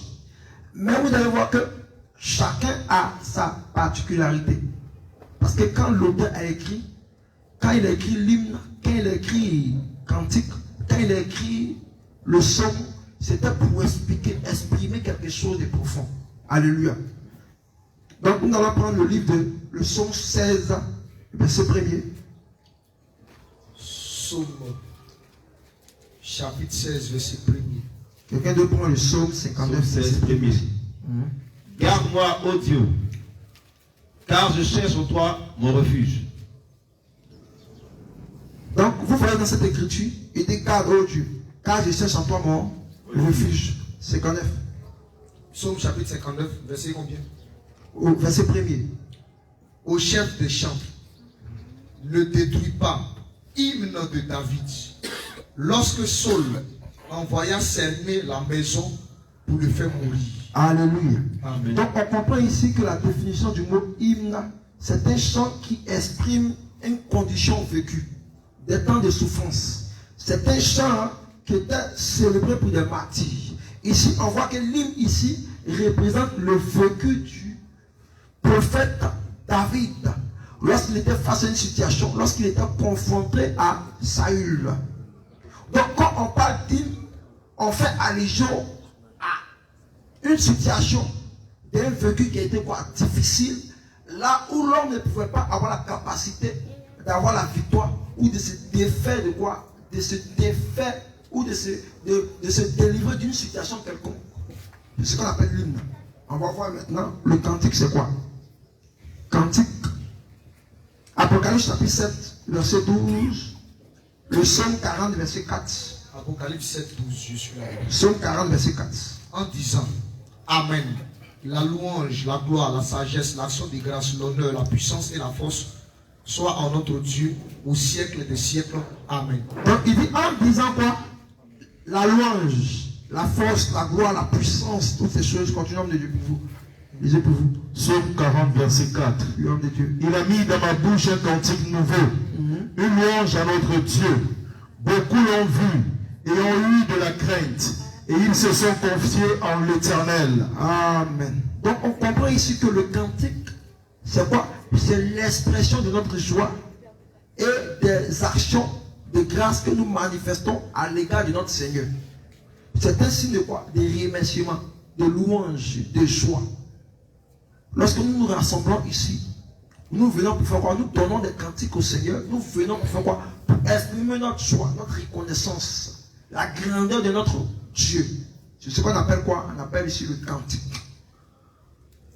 Maintenant, nous allons expliquer maintenant le psaume.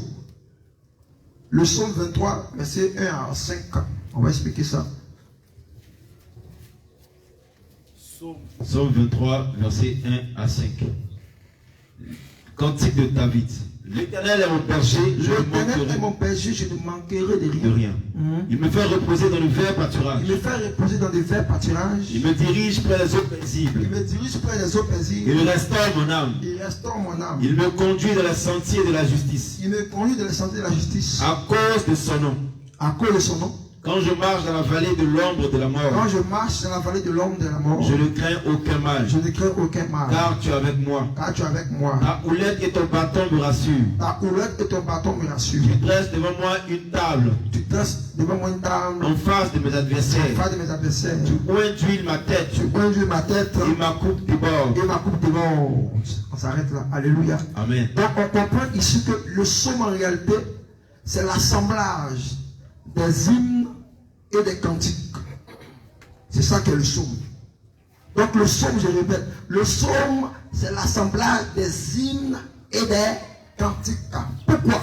Parce que lorsque le psalmiste David écrivait, il comprenait ces choses lorsqu'il était quoi? Dans une situation. Face à quoi? À un événement. Face à quoi? À une délivrance. C'est pourquoi dans le psaume 23, chapitre 5, et tu te dresses une table en face de mes ennemis, tu conduis ma tête et ma coupe déborde. Donc on comprend ici que David était face à quoi? À une situation. Là où il avait besoin de quoi? D'une délivrance. Donc le psaume, c'est l'assemblage des hymnes et des cantiques qui font le psaume. Alléluia. Amen. Que le Seigneur bénisse. Amen. Merci bien, serviteur de Dieu. Alors nous allons poursuivre pour la 9e question. J'espère que vous prenez note. Amen. L'Ancien Testament est toujours valable pour les chrétiens. En fait, c'est la question. Est-ce que l'Ancien Testament est toujours valable pour les chrétiens? Wow, ça c'est une question parce que l'homme de Dieu l'a bien expliqué ici. Effectivement. En parlant du chandelier qui représente le Christ.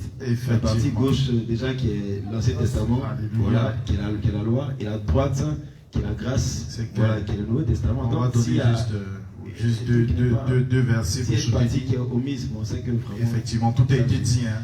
Je pense que depuis les 4 dernières sessions, nous avons longuement et vraiment voilà, dessus, sur ce sujet. Mais on va revenir, car la répétition est pédagogique. Donc, on va aller dans Matthieu 5 au verset 17. Matthieu 5, verset 17, qu'on a lu déjà. Matthieu chapitre 5, verset 17. Ne croyez pas que je sois venu pour abolir la loi ou les prophètes. Je suis venu non pour abolir, mais pour accomplir. Alléluia. Amen. Bien-aimés, tout ce qui est dans cette parole, le Seigneur nous dit qu'il n'est pas venu abolir la loi et les prophètes. Il n'est pas venu pour cela, mais il est venu pour accomplir. Amen. Donc nous ne pouvons rien retrancher. Et la parole de Dieu nous dit dans le livre d'Apocalypse 22, bien-aimés, laissez-moi vous dire que c'est les dernières paroles de ce livre d'Apocalypse. Et qui dit dernière parole dit toujours les paroles très très importantes. Imaginez-vous quand on a quelqu'un qui veut décéder, ces dernières paroles sont des paroles qu'on prend vraiment au sérieux. Donc dans le livre d'Apocalypse 22, à partir du verset 18 au verset 20, Apocalypse chapitre 22. Verset 18. Verset 18 au verset 20. Je le déclare à quiconque entend les paroles de la prophétie de ce livre. Si quelqu'un y ajoute quelque chose, Dieu le frappera des fléaux décrits de ce livre. Et si quelqu'un retranche quelque chose des paroles du livre de cette prophétie, Dieu retranchera sa part de l'arbre de vie et de la ville sainte décrite de ce livre. Celui qui atteste ces choses dit, oui, je viens bientôt. Amen. Viens, Seigneur Jésus. Alléluia. Que la grâce du Seigneur Jésus soit avec tous. Bien-aimés, c'est les dernières paroles du livre d'Apocalypse. Donc c'est pour vous dire que ces paroles sont pleines de sens. C'est pour vous dire que ces paroles sont assez importantes. On ne peut rien retrancher à la parole de Dieu. Dans ces livres où il y a 50 livres, où il y a 50 livres, où on trouve certains livres qui manquent, les tombes et autres. Bien-aimés, c'est pour vous dire, cela, ce sont des livres démoniaques. Ce ne sont pas des livres du Seigneur Jésus. Amen. Toute parole qui se dit Bible doit contenir 66 livres. Amen. Le Seigneur dit de ne rien retrancher et de ne rien ajouter. Si tu retranches quelque chose, tu seras retranché dans le royaume des cieux. Alléluia. Donc, bien aimé, veillez à ce que rien ne soit enlevé dans cette parole. L'Ancien Testament, la loi comme la grâce, nous devons veiller dessus. Car le Seigneur dit qu'il n'est pas venu abolir, mais il est venu accomplir ce que les prophètes ont déjà dit dans le passé. Alléluia. Amen. Et si nous regardons bien, nous allons voir que les prophètes annonçaient la venue de Jésus-Christ. Le livre réellement parle de Jésus-Christ. Toute la Bible parle de Jésus-Christ. Depuis Genèse jusqu'à Apocalypse, c'est de Jésus-Christ que la Bible parle. Alléluia. Amen. Merci, Seigneur de Dieu. Alléluia. Amen. Gloire à Jésus. Amen. Alors, nous passons à la deuxième question. La question est de savoir pourquoi Dieu a-t-il toujours choisi les plus petits? Vraiment, beaucoup de personnes se disent, mais qui est petit? De qui? Très belle question. De qui le Seigneur parle? Il dit, bon, les petits. Les petits. Amen. Alléluia. Amen. Les petits, les enfants. Alléluia. La personne pose la question de savoir pourquoi Dieu a-t-il toujours choisi les plus petits, les moins âgés pour son œuvre. Juge chapitre 6, verset 13 à 15. Pourquoi le Seigneur fait cela? On va donner la portée de la révélation. Juge 12, 13 à 15. Et la portée de la connaissance. Juge 6, verset 13 à 15. Juge 6, 13 à 15. Juge 6, verset 13 à 15. Oui. Je lis la parole de Dieu. Amen. Gédéon lui dit. Gédéon lui dit. Ah mon Seigneur, avec quoi délivrai-je Israël? Oui. Voici ma famille est la plus pauvre à Manassé. Avec quoi on va délivrer Israël? Avec quoi? Et il commence à se parler de sa situation. Et je suis le plus petit. Ma famille est la plus pauvre. Regardez les détails. Hein? C'est là que Jésus-Christ a sorti. Dans la maison de mon père. Ma famille est la plus pauvre et je suis le plus petit dans la maison de mon père. Oui. L'Éternel lui dit. Oui. Mais je serai avec toi. Je serai avec toi. Et tu battras Madian comme un seul homme. Oui. Gédéon lui dit. Si j'ai trouvé grâce à tes yeux, donne-moi un signe. Ok. Amen. Amen. Ok, homme de Dieu, on va s'arrêter là. Donc, Gédéon pouvait dire que vraiment avec quoi je vais délivrer. Parce que là, il s'agit de délivrer. Maintenant, pour délivrer, il dit ma famille est la plus pauvre. Ça fait premier détail. Il fait référence à la pauvreté. Et il dit je suis le plus petit. Donc, pour délivrer, Dieu doit prendre la position de la petitesse ou encore la position de la pauvreté. Amen. Alléluia. Amen. Je demande l'écriture qui dit des riches qu'il était, il est devenu 2 pauvre. Corinthiens chapitre 8, verset 8 à 9. Ok. C'est là que nous allons comprendre qu'en réalité Jésus se cachait dedans. 2 Corinthiens chapitre 8. C'est-à-dire que quand Jésus est venu délivrer l'humanité du péché, il n'est pas venu en tant que le plus grand, mais il est venu en tant que le plus petit. Amen. Or Jésus pouvait dire que je suis le premier et le dernier. Alléluia. Oui, 2 Corinthiens chapitre 8, verset 9. Oui. Car vous connaissez la grâce de notre Seigneur Jésus-Christ, qui, pour vous, s'est fait pauvre. Ah. Pour nous, Jésus s'est fait Pauvre. il est devenu le plus petit. Pour pouvoir délivrer, pour pouvoir libérer, pour pouvoir ôter le mal. Alléluia. Amen. Alléluia. Amen. Alléluia. Amen. Genèse chapitre 44, verset 1 à 2. Genèse 44, verset 1 à 2.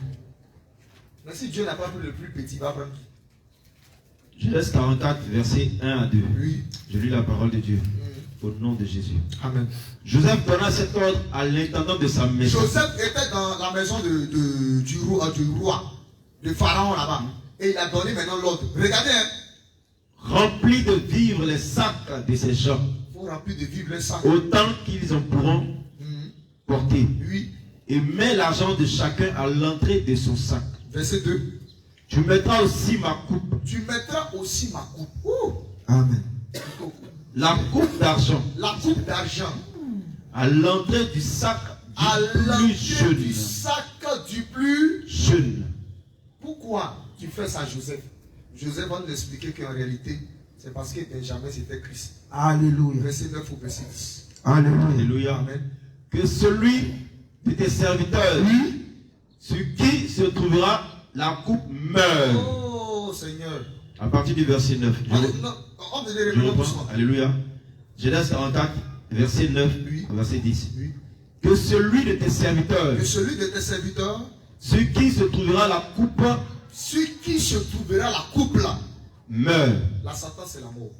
Or Jésus dans le jardin de Gethsémane, il dit Père, si tu pouvais éloigner de moi cette Coupe. Donc la coupe se retrouvait dans le sac de Jésus. Comme le Père a retrouvé la coupe là-bas, il faut le tuer, c'est la sentence. Alléluia. Amen. Alléluia. Amen. Voilà pourquoi Jésus est mort, parce que le Père a mis la coupe dans son sac. Pourquoi le Père a mis la coupe dans son sac? Parce qu'il devait boire.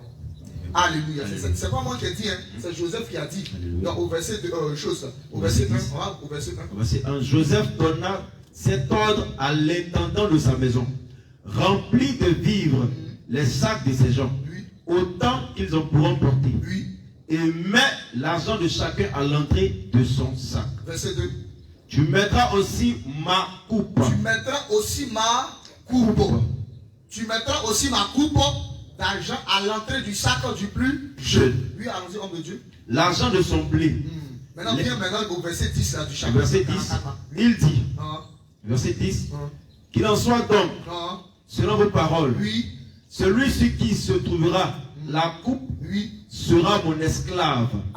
Celui-ci qui se trouvera la coupe sera mon esclave. Et puis quand lui devient esclave là, qu'est-ce qui se passe? Et vous, vous serez innocents. Est-ce que vous avez compris? Donc Jésus devait devenir esclave pour que nous on soit innocents. Alléluia. Jésus devait mourir pour que nous on soit libérés. Alléluia.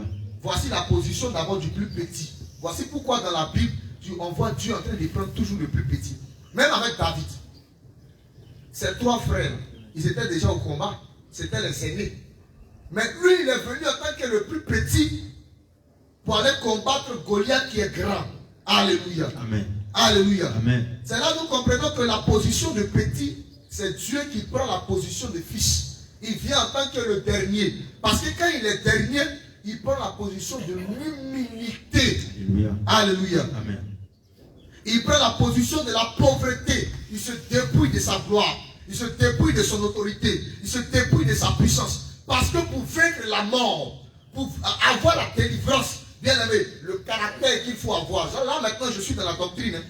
Je ne suis plus dans la prophétie. Dans la prophétie, expliquait que le plus petit c'est Jésus. Maintenant je suis dans la doctrine. C'est-à-dire que qu'est-ce que toi tu dois faire pour vaincre la mort ou encore pour avoir la délivrance? Pour avoir la délivrance, il faut que tu occupes la position de la pauvreté ou la position de la petitesse. Cette position de la petitesse là, c'est le livre de Philippiens qui nous dit, Philippiens chapitre 2 à partir du verset 5. On va courir là-bas rapidement. Alléluia. Amen. Philippiens 2, 5. Si nous sommes là-bas, on peut lire. Philippiens 2, verset 5. Je lis la parole de Dieu. Oui.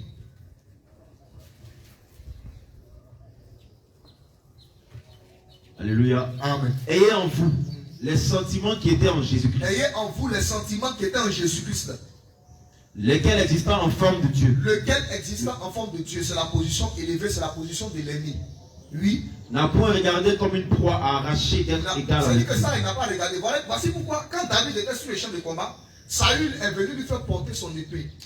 Il a regardé jusqu'à là, il dit, oh, petit, il n'a pas la révélation. Hein. Non, il ne combat pas dans ça là. Laisse, attends, il me dépouiller. Il dit, répands. Lui va combattre étant jeune.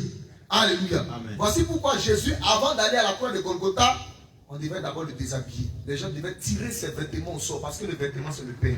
Je n'entrerai pas dans beaucoup de détails.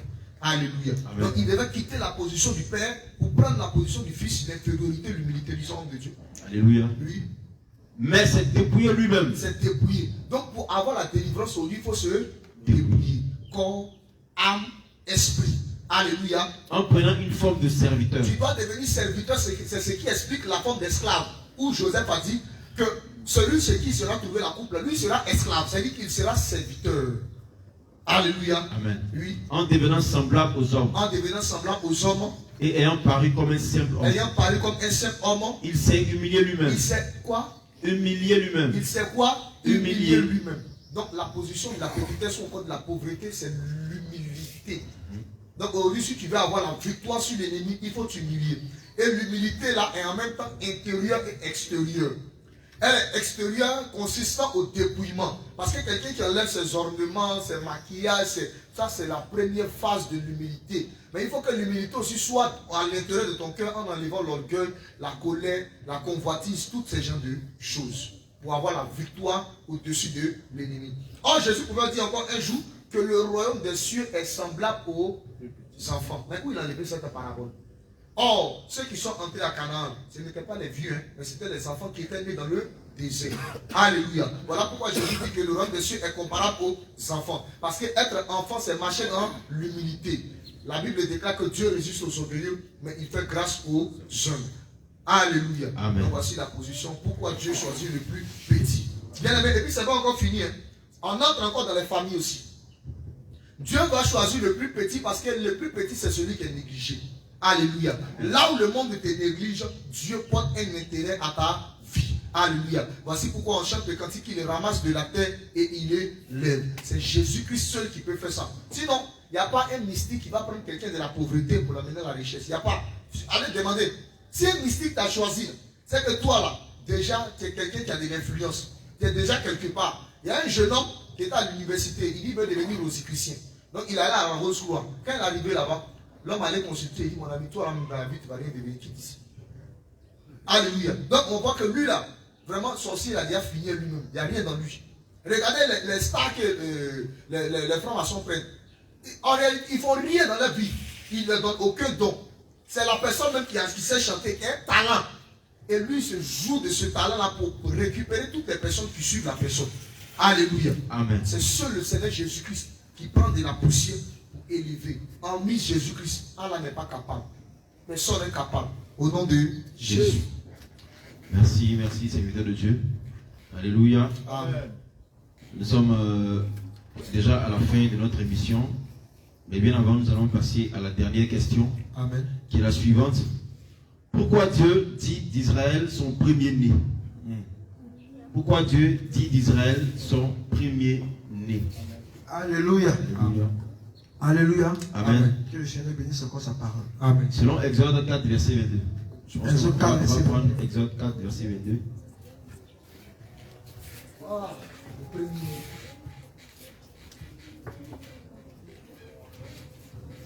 Exode 4, verset 22, je lis la parole de Dieu. Tu diras à Pharaon, ainsi parle l'Éternel, Israël est mon fils, mon premier-né. La question est ceci, pourquoi Dieu dit qu'Israël est son premier-né? Alléluia. Amen. On va expliquer d'abord le premier-né selon la définition de Bible. Qu'est-ce que le premier-né? C'est partant de la définition que nous allons comprendre en réalité qu'est-ce que le premier-né. Genèse chapitre 49, verset 1 à 2. Genèse au chapitre 49. Genèse 49, verset 1 à 2. Jacob appela ses fils et dit, Jacob appela ses fils et dit, assemblez-vous et je vous annoncerai ce qui vous arrivera dans la suite des temps. il dit, rassemblez-vous, je vous annoncerai ce qui arrivera dans la suite des temps. Rassemblez-vous et écoutez, fils de Jacob. Rassemblez-vous, écoutez, fils de Jacob. Écoutez Israël, votre père. Écoutez Israël, votre père. Je continue. Allez-y, continue. Ruben, Il dit, Ruben.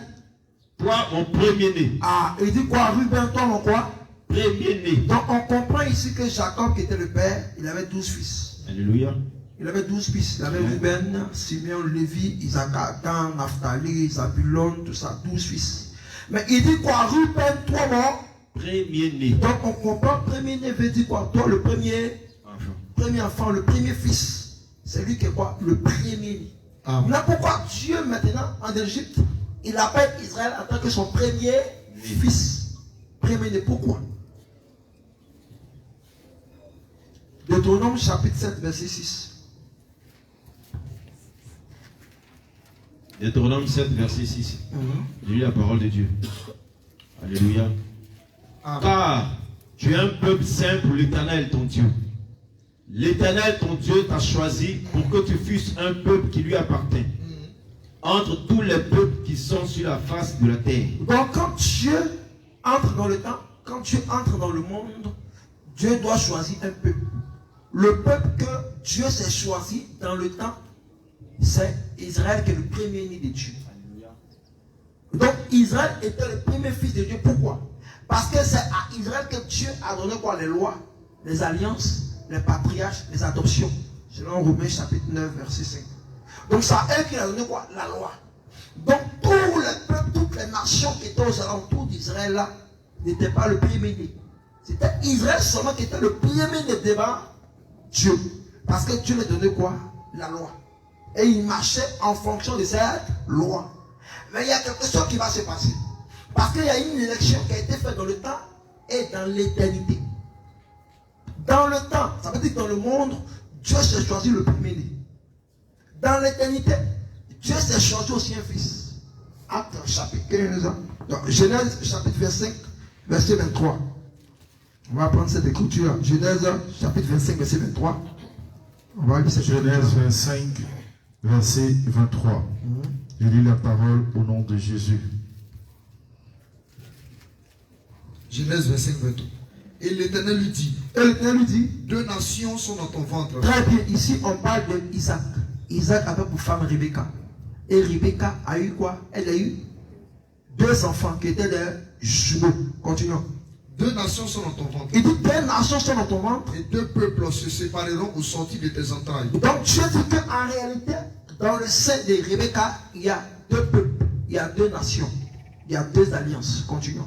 Un de ces peuples sera plus fort que l'autre. Un de ces peuples sera plus fort que l'autre. Le plus grand sera assujetti au plus petit. Le plus grand sera dominé par le plus petit. Continuons. les jours où elle devait accoucher s'accomplirent.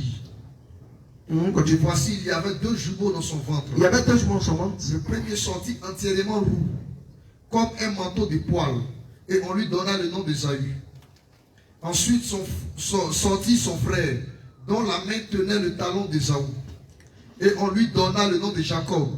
Isaac était âgé de 60 ans lorsqu'il naquit. Alléluia. Donc ici, le premier-né dont on explique dans la Bible, c'était d'abord par rapport au salut. Premièrement, c'était par rapport au salut. Parce que Dieu s'était choisi un peuple. Dieu s'était choisi une nation qui voulait conduire la nation selon ses aspirations, selon sa parole. Mais la Bible déclare dans Jean 1, verset 11, il dit, il est venu chez les siens et les siens ne l'ont point reçu.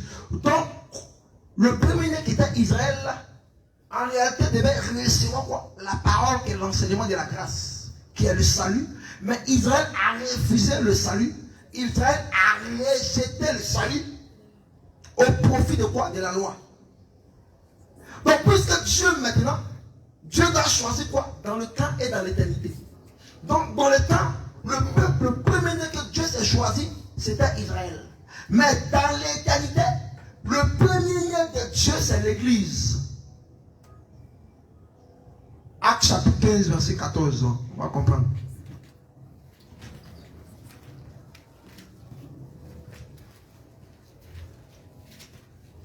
Alléluia. Actes chapitre 15, 14. Actes 15, 14. Alléluia, j'y suis déjà. Alléluia. Simon a raconté comment Dieu a d'abord jeté le regard sur les nations pour choisir du milieu d'elles un peuple qui porta son nom. Continuez. Et avec cela s'accordent les paroles des prophètes selon qu'il est écrit. Après cela, je reviendrai et je relèverai de sa chute la tente de David.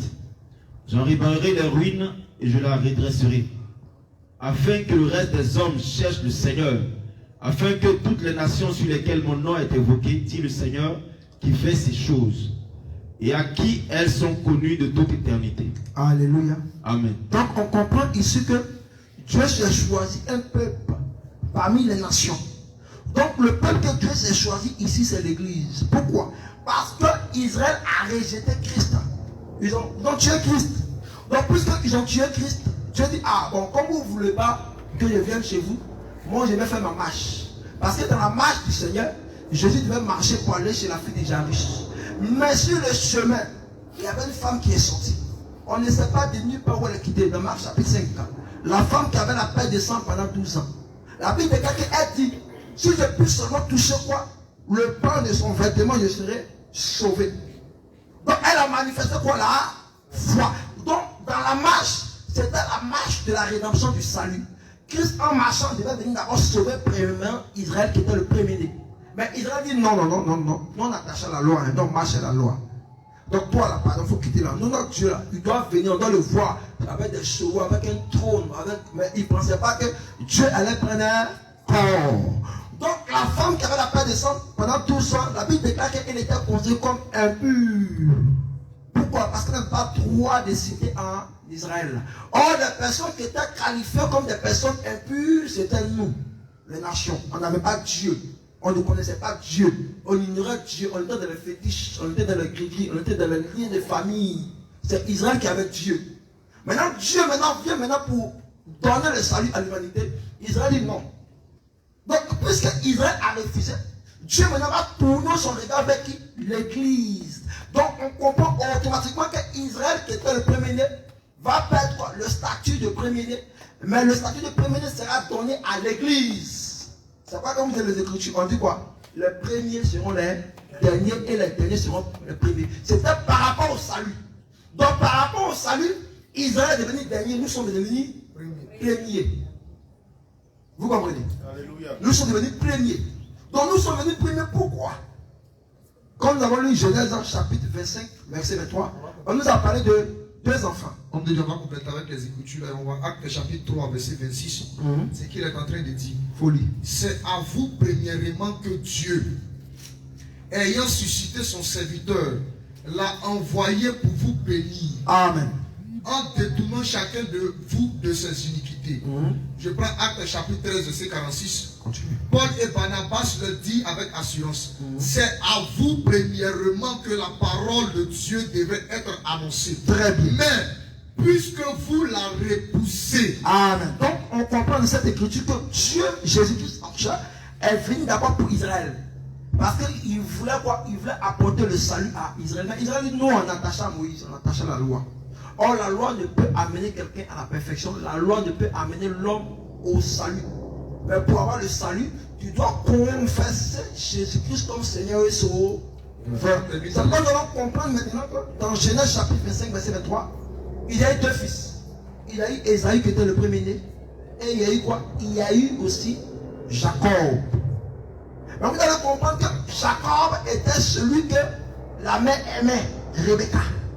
Mais Ésaü était l'enfant aimé d'Isaac.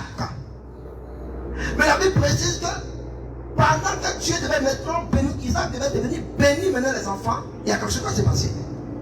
Quand Isaac était en train de parler avec qui? Avec Ésaü, Rebecca n'était pas là, Jacob n'était pas là non plus.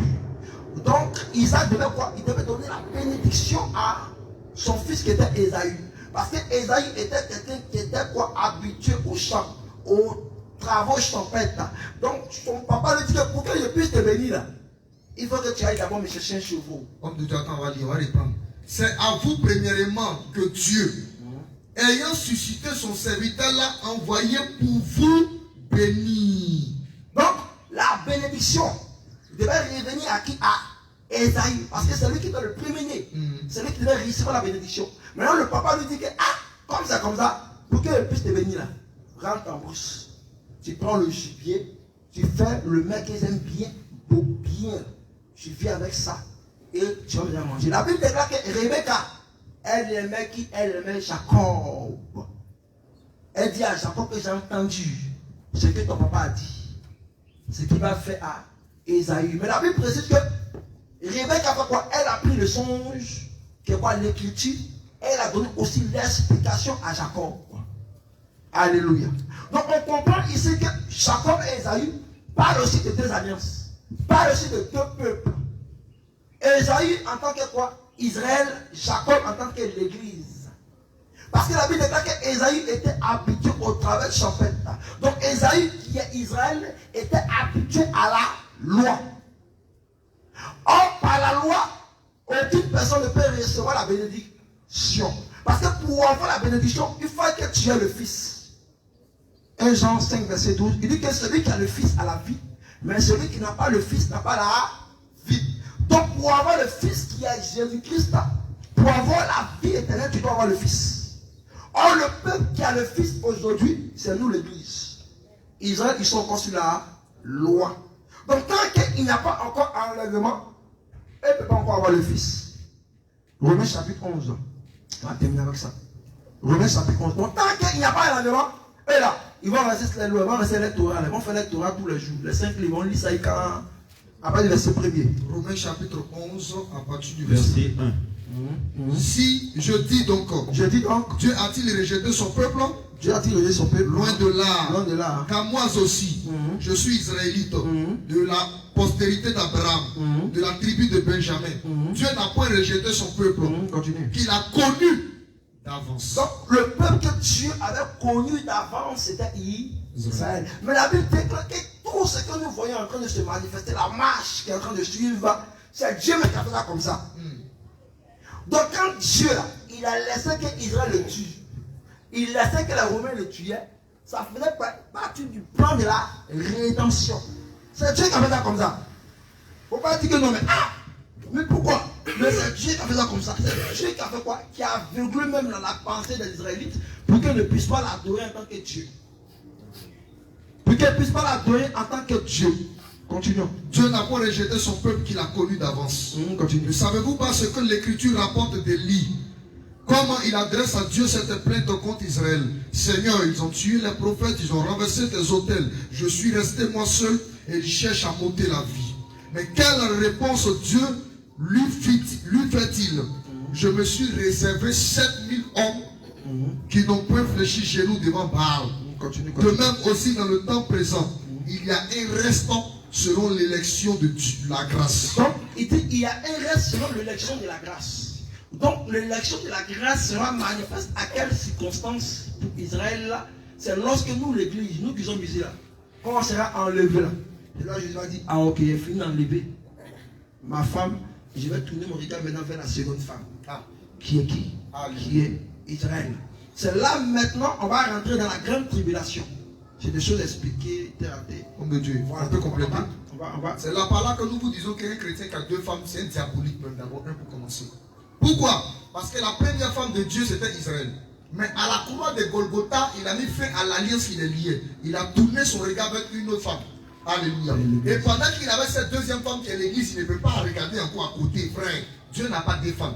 C'est pas possible. Il reste avec cette femme jusqu'à ce que cette femme-là, on dit parmi l'un de deux là, et qui doit mourir. Donc le jour que l'église sera enlevée, cette femme est partie, il est resté solitaire, maintenant c'est remarié. Il va retourner vers sa femme qui est Israël. Alléluia. Amen. Quand on parle de premier-né, c'est par rapport à cette écriture. Quand on dit le premier seront les derniers, et les derniers seront les premiers, ça veut dire quoi? Ceux qui étaient derniers là, dans le salut là, c'était nous. On est venu premier, et Israël est dernier. Maintenant dans la doctrine, on va dire quoi? Dans la doctrine là, toi qui envoies à l'église, tu es ici, tu vis mal, impudicité, mensonge, papatoya, racontage. Moi elle dit, toi tu es dedans, on est dedans, on t'enseigne, tu ne changes pas. Chaque jour, tu tombes, on te soulève, tu tombes, délivrance. Tout le temps, tu as la délivrance. On prie pour toi, même jour, on prie pour toi le lendemain, toi, toi, tu es tombé là. Il dit quoi? Toi qui es venu premier, toi qui es venu à l'église, on prie pour toi tous les jours. Si tu ne fais pas attention là, ceux qui sont dehors là, ils vont rentrer dans le royaume des cieux. Toi, tu as resté à l'église.